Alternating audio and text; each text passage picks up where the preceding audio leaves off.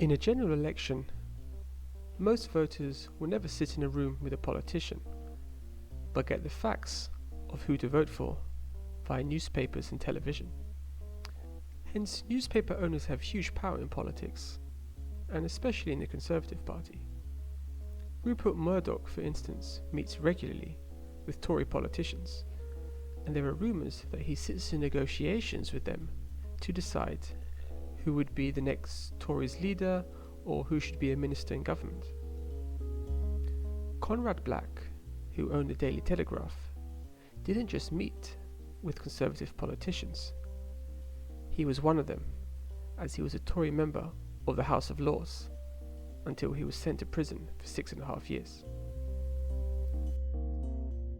Without losing my mind, becoming irrational, ceasing to be a penitent and reasonable person, and actually being able to endure a discussion like this without getting up and smashing your face in, which is what most people would do if they'd been through it. Richard Desmond, the owner of the Daily Express, Daily Star, and Channel 5, shares the noble conservative value of modesty. You've been to my office. Yeah. You've seen I've got the best office in London. You've seen I've got one of the best homes in London. Well, you've got your private lift up to it. Of course. Yeah. Of course. Let's just address some of those myths. Well, it's about my favourite subject, me, and it tells the story of from 3 years old to today. And hopefully His conservative values are proven, as he owns 2 major pornography channels.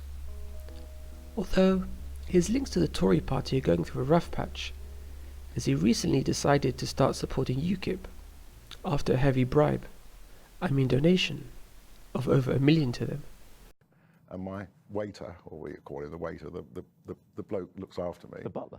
Well, the butler. Okay. The master, Manservant. the raw butler. Donations are important came in conservative internal democracy. Heads of large corporations who donate get rewarded with friendship, drinks and dinner with the politicians, and hence influence over the government. Normal working class, middle class conservative members just have to look on and accept it.